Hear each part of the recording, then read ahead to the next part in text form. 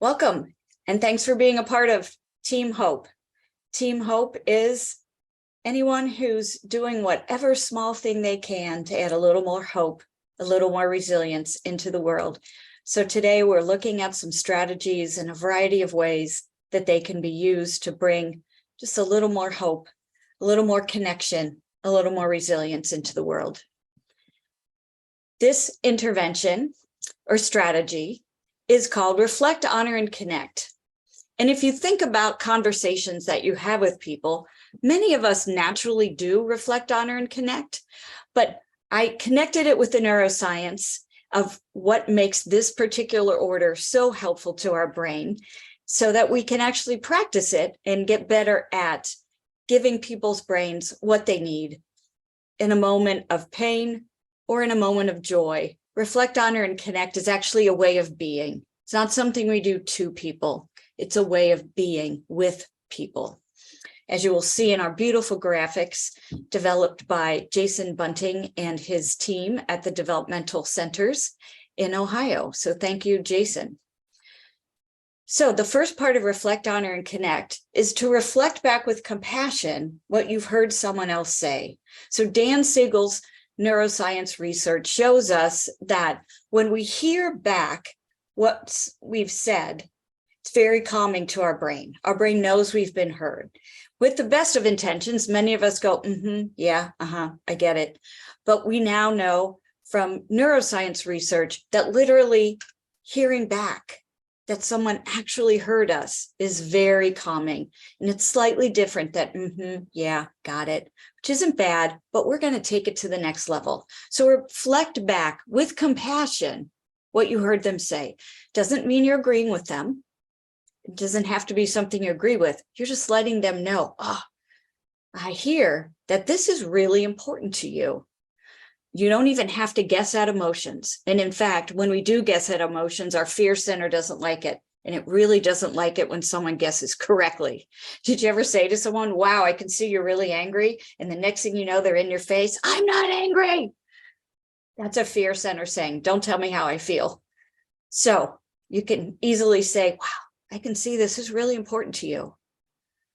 You're having a really strong feeling about this. This really matters to you. Or sometimes I'm even more specific. Oh, so when she says this and her face makes that half smile, it feels to you like she's making fun of you. I'm not agreeing with that, but I'm reflecting, oh, that's your observation. And then it's important to honor someone. Thank you for letting me know this. Thank you for sharing. And then finally, we're going to connect them with safety and supports. How can I help them feel safe? What might be something we can do together? So we're going to break this down and use some of the graphics that were created by the trauma responsive team at the developmental centers. Thank you again, Jason Bunting, for this. So reflecting back what you hear someone say with compassion. Wow, this is really important to you. Or, oh, you're really upset with me right now, or you're having a really strong feeling about what I just told you. Whatever it is, just reflect it back. Doesn't mean you're agreeing. You're just letting them know they're heard. Thanks for letting me know. When I do this with trauma survivors, I can often highlight something they've done to survive. So they may tell me a piece of their trauma story. And then I say back to them, wow, you've survived a lot. Wow, that took courage. And then we honor, wow. And to share that with me also took courage. Thank you for sharing your truth with me.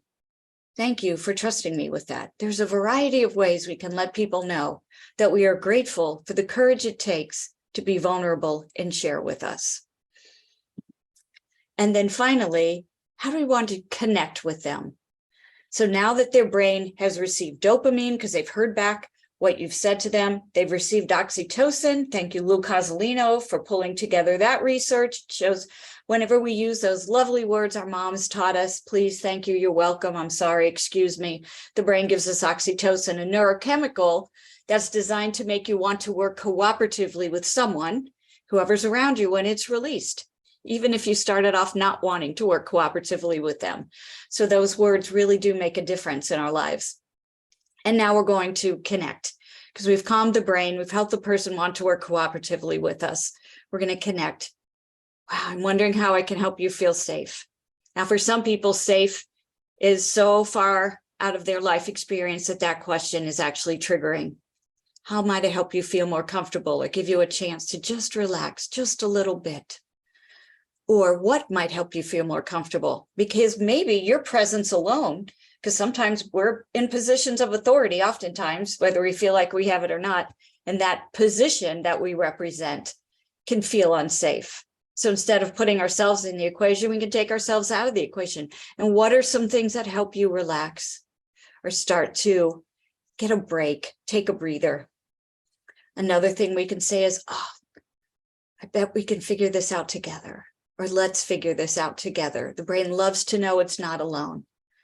I'm sure we can figure this out together. All of that can be very helpful, especially when you're arguing with a spouse or a loved one, because our fear center gets really activated then. And every time we've had a challenging experience with someone we've loved or who's loved us, it comes running back in our feelings. So even if you haven't solved the argument yet, to reflect, wow, this is really important to both of us. We're not seeing eye to eye. Thanks for letting me know. This is your perspective, and it's really important to you. Thanks for listening to mine. I know we don't have the solution right now, but I know we will figure this out together. Really calming to the brain. And finally, this is very important. Please tell me more if you don't have enough information to figure out how you might be of assistance. So these are all ways to use reflect, honor, and connect. And now we're going to talk with someone who uses reflect, honor, and connect, and let them share with you how they've used it in their world. Thanks for being with us. Hi, my name is Monica Benton, and I am a victim advocate social worker here at the Cincinnati Police Department in the Victims Assistant Liaison Unit. Often we are encouraged to have conversations with clients, and sometimes they're not the easiest conversations to have, but what we've learned is that if we use a technique called reflect, honor, and connect, we are able to have a more positive outcome with the clients when we are having difficult conversations. One specific young lady that I encountered on a homicide scene was angry. She was irate. She really did not feel as if her information that she had regarding a particular homicide was being heard by the detectives and, by some of the other team members that were out with me.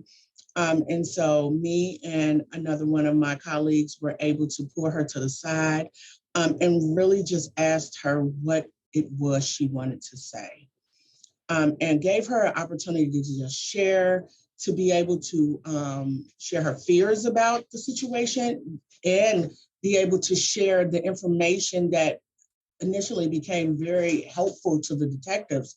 After she was able to share it,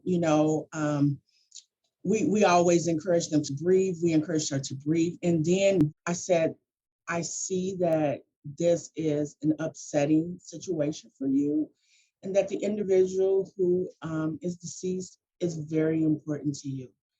I want you to know that I understand that you feel as if you have not been heard, and I want to give you an opportunity to share with me what you feel is important regarding your loved one. I also reflected back to her to say, I know that you shared with me that you are fearful that the information that she had wouldn't get into the right hands of the person to help solve the homicide. And so we just shared with her that we are the individuals that they send out to hear that information, and just encouraged her to continue to share that information with us.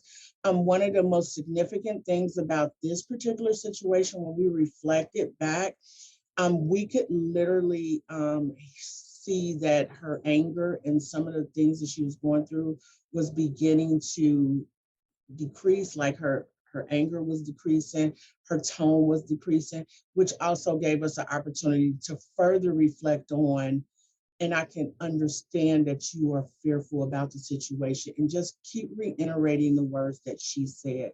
And so I think that that was helpful to do. When we honored her, I honored her for being a person who was willing to give the information. A lot of times we do not get information from people out in the community. And so I honored her for that. And I wanted her to know how extremely helpful and impactful her information would be when the detectives was able to get to it. And so just really stopping to pause to make sure that she knew that what she had to say was extremely important with her. And so then when we connected, we were able to connect and go off and have a seat in the car, be able to take the information that she wanted to give, and she felt as if she was in a safe space to share that information.